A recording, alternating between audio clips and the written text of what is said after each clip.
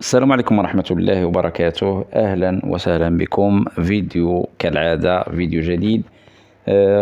غادي نتكلموا على واحد السابقة اللي يمكن لنا نقولوا أنها شوهة للدولة الجزائرية. هذا الموضوع اللي تحدثت عنه جميع وسائل الإعلام الجزائرية. هذا الإعلام ديال الصرف الصحي الجزائري اللي كيظن أنه يريد الضحك على الدقون، خاصة الضحك على الشعب الجزائري من خلال إيصال بعض المعلومات الخاطئة والتأثير الإعلامي باش يخليو الشعب الجزائري يتبعهم في كل المواضيع. واحد الموضوع اللي دائما تكلمت عليه في فيديوهات سابقة، خاصة في القناة، لأن عندي قنوات جوج. في القناة الأولى النظام الجزائري يستعمل، أو بمعنى آخر أنه يلعب ورقته الأخيرة من خلال التحدث عن موضوع ديال المسجد الأعظم. هذا المسجد اللي كيتباهوا به بزاف، وهو ما صلوش فيه ولو مرة واحدة فقط. كيتكلموا عليه من خلال اقتراب انتخابات الجزائرية. يعني هذا التدشين اللي قام به الرئيس تبون البارحة الأحد هو 10 مرات كيفتتحوا أو يقومون بافتتاح وتدشين هذا المسجد. يعني هذه حملة أو حملة انتخابية سابقة لأوانها.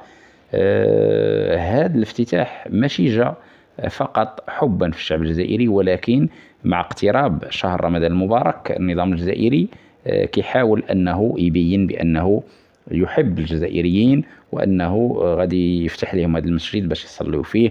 وحنا كنعرفوا أن هذا المسجد تقريبا الفترة ديال كورونا كان مقفل، وقالوا بأن هذه الأسباب اللي خلت المسجد الأعظم أنه يتسد.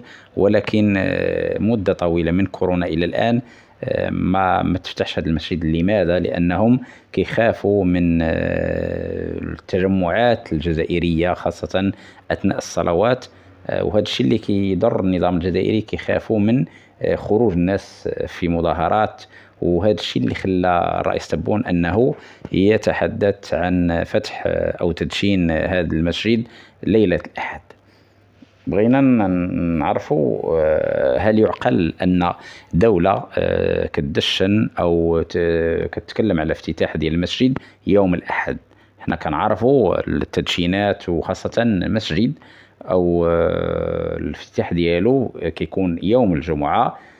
هذا شيء يعني في كل الدول الإسلامية، ولكن دائما هذا النظام الجزائري الله كيفضحهم وكيخليهم مسخرة لكل الشعوب. هذه راشوها بمقاييس كبيرة جدا، خاصة أن هاد الناس كيحاولوا دائما أنهم يبينوا بأنهم هم يعني الدولة الجزائرية تظن أنها هي الأولى في جميع المجالات، ولكن العكس هو الصحيح. فالدولة الجزائرية متأخرة جدا، وكما كيقول المثل الكلب اللي كينبح ما يعضش. المغرب كيخدم في صمت وعنده مشاريع اللي عملاقة جدا وما كيتكلمش عليها في القنوات المغربية. والجزائر إلى فتحات غير كريمري أو حاشاكم مراحيض كديرهم في القنوات ديالها. يعني هناك فرق كبير بين المغرب والجزائر. بالنسبة للجزائر تتكلم عن المسجد الأعظم، وهو مسجد ما فيهش خاصة الصومعة. إلى شفناه فماشي صومعة ديال الدول الإسلامية. بالنسبة للبلاصة اللي فيها المصلين، يعني باحة المسجد وهذه الأماكن كلها، تكلموا الجزائريين خاصة النظام ديالهم على أن كل ما يوجد بالمسجد من جبس ومن نقش على الخشب يعود إلى صناع جزائريين. ولكن الحقيقة أن كل ما يوجد بالمسجد من الداخل من جبس، من نقش على النحاس، وبالنسبة للدولة الجزائرية كتقول بأن المسجد الأعظم هو الأكبر في إفريقيا والثالث في العالم. يعني دائما هاد الناس عندهم عقدة الآن، كيف تاخروا بشي حاجة اللي ما عندهمش، وفقط تكذبوا. لأن المسجد يعني تصيب بأيادي مغربية، وكاين فيديوهات تثبت ذلك. لأن الجزائر ما عندهمش صناع في هذا الجبس ولا هذا، ما عندهمش تاريخ، ما عندهمش تراث. وأي واحد جزائري إلا تصنت له الفيديو وبغى يعرف الحقيقة نصيفطوا ليه فيديوهات تثبت بأن المسجد الأعظم لا الجبس ولا النقش على النحاس ولا على الخشب، وكل ما بداخل المسجد من زخرفة يعود لمغاربة، وهو موثق بفيديو ديال المغاربة. ومرحبا بأي واحد أراد التحدي، فنحن رهن إشارة الجزائريين. كاين واحد الحاجة اللي مضحكة، هو أن الرئيس الجزائري دائما في أي بلاصة مشى لاصق فيه شنقريحة. ما عرفناش واش تبون هو الرئيس أو شنقريحة، ولكن حنا كنعرفوا الحقيقة. شنقريحة هو الرئيس الفعلي ديال الدولة الجزائرية، أما الرئيس تبون فلا حول له ولا قوة. اللي كيبقاو فينا هو الشعب الجزائري اللي الأموال ديالو تصرف في كل مكان كي ياخدها كل من هب ودب، ولا من يحرك ساكنا. الموضوع الآخر اللي غنتكلموا عليه مسجد الحسن الثاني، معلمة تاريخية وجدت بأيادي مغربية من بنائين، من جبس، من زليج، من رخام، من ثريا، من كهرباء، من أرضية، من زرابي. كل ما يوجد بمسجد الحسن الثاني هو مغربي 100%، على عكس مسجد الأعظم بأيادي البناء ديالو تم بأيادي صينية. لم يحترموا يعني المعمار الإسلامي في هذا المسجد، والدليل هو الصومعة اللي موجودة على المسجد الأعظم. ما عرفناش واش هذيك يعني ما عرفناش شنو الدور ديالها، ولكن هذه كتبين لنا الدولة اللي ما عندهاش تراث وما عندهاش هيبة ولا وزن، كما قال وزير الخارجية الروسي لافاروف، اللي قال بصريح العبارة أن الجزائر لا هيبة لا وزن. وهذا يوجد في واقع النظام الجزائري. مسجد الحسن الثاني كما كيعرف الجميع يوجد يعني وسط البحر، وبواحد الآية قرآنية: وجعلنا من الماء كل شيء حي. يعني الحسن الثاني الملك الراحل كانت واحد المساهمات كبيرة من جميع المغاربة اللي ساهموا ولو بدرهم رمزي لبناء هذا المسجد، وهذا ما حدث بالفعل. فمسجد الحسن الثاني يعتبر واحد المعلمة اللي عندها واحد التاريخ، عندها واحد الوزن كبير، اللي خلى أن هذا المسجد كيصلوا فيه عدد كبير من المصلين، خاصة في أيام رمضان. وهذا الشيء ماشي جاء عبثا، وإنما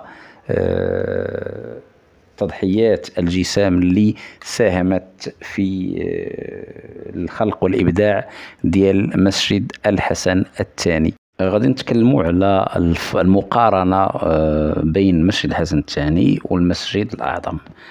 مسجد الحسن الثاني مجمع ديني وثقافي، معلمة إسلامية وسياحية، يقع على ساحل مدينة الدار البيضاء العاصمة الاقتصادية للمغرب. بني في عهد الملك الراحل الحسن الثاني وسمي باسمه، واستغرق تشييده 6 سنوات.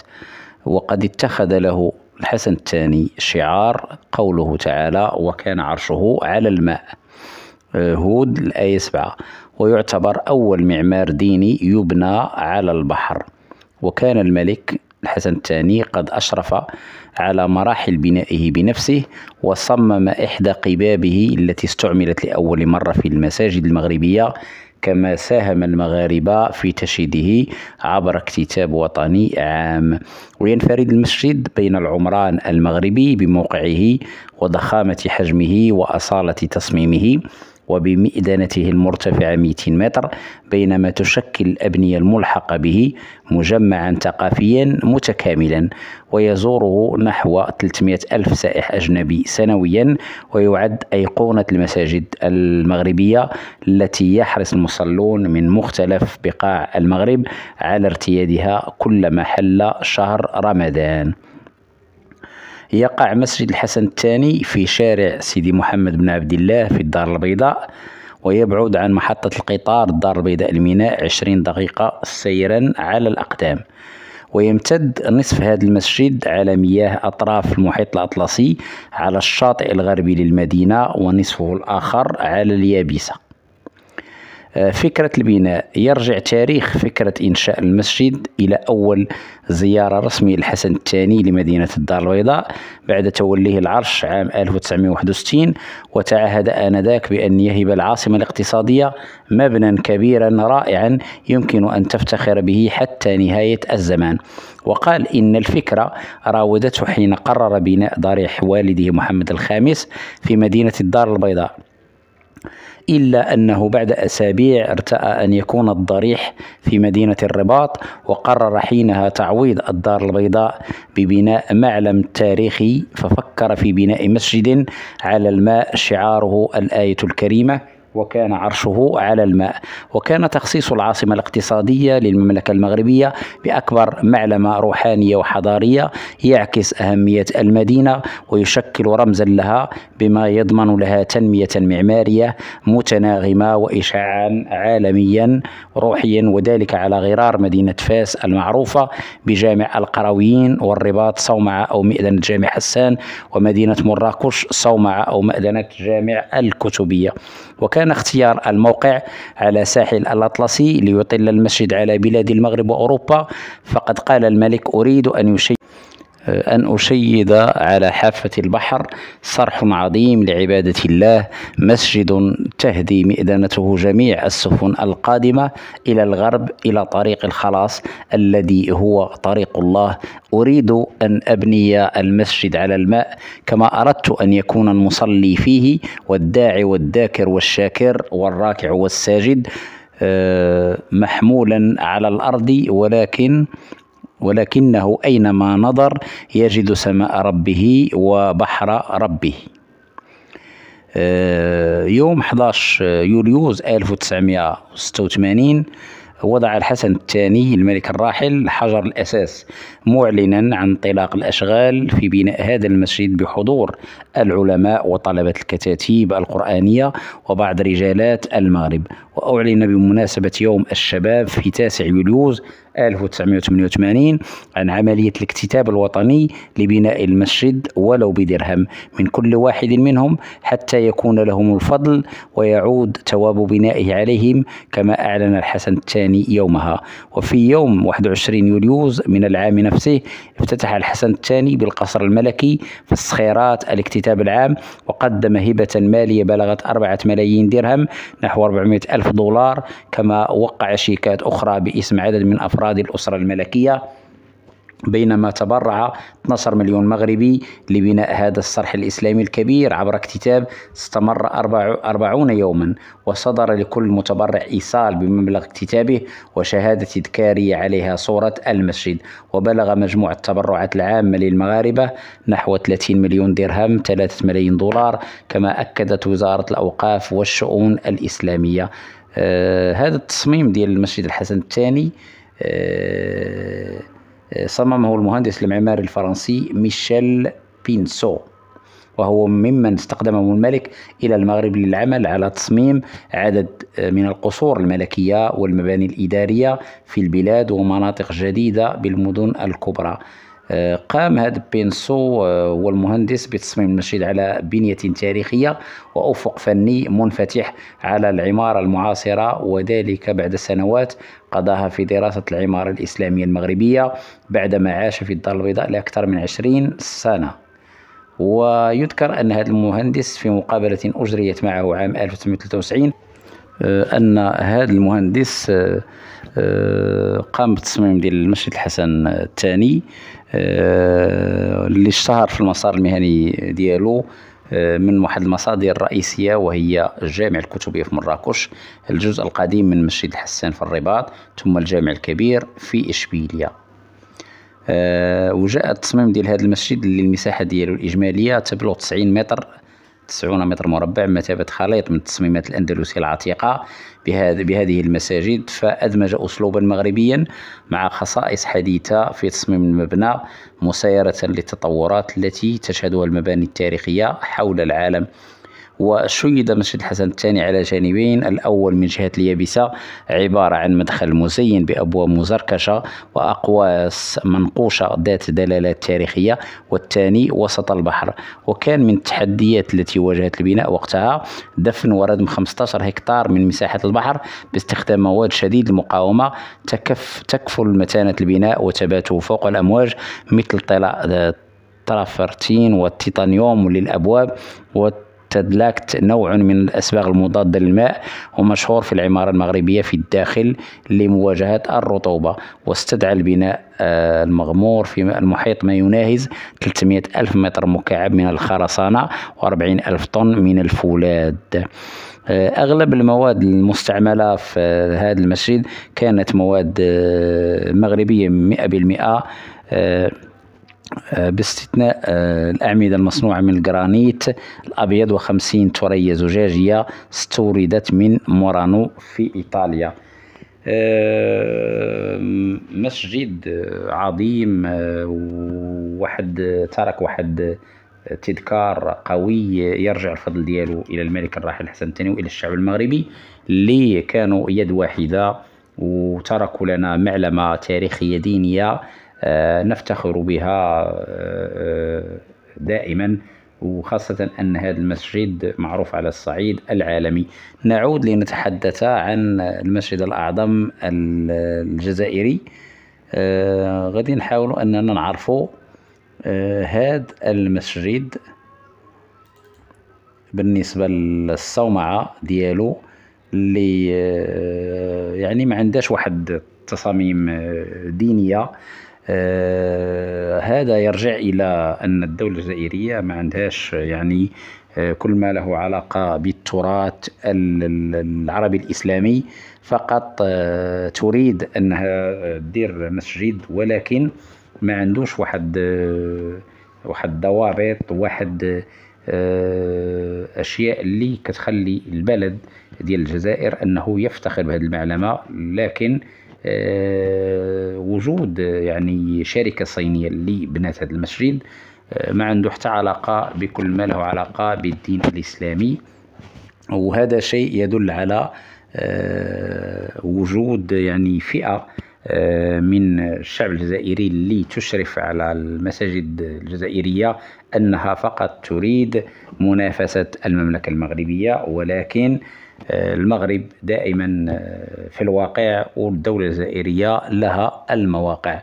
بالنسبة لهذه الصومعة ديال المسجد الأعظم، أن المسجد يعني كيهز بالمعنى 120 ألف ديال الطاقة الاستيعابية ديال جامع الأزهر، جامع الجزائر عفوا، بجميع باحاته، قاعة الصلاة 120 ألف مصلي. ودائما نقول أن المغاربة خاصة الصناع التقليديين يضيفون إلى جميع المساجد أو المساكن مثلا القصور والفيلات، وهذا كيعطيهم واحد الرونق واحد الجمالية بهاد صناعة الجبس وصناعة النقش على النحاس وعلى الخشب، وأيضا الزليج والرخام.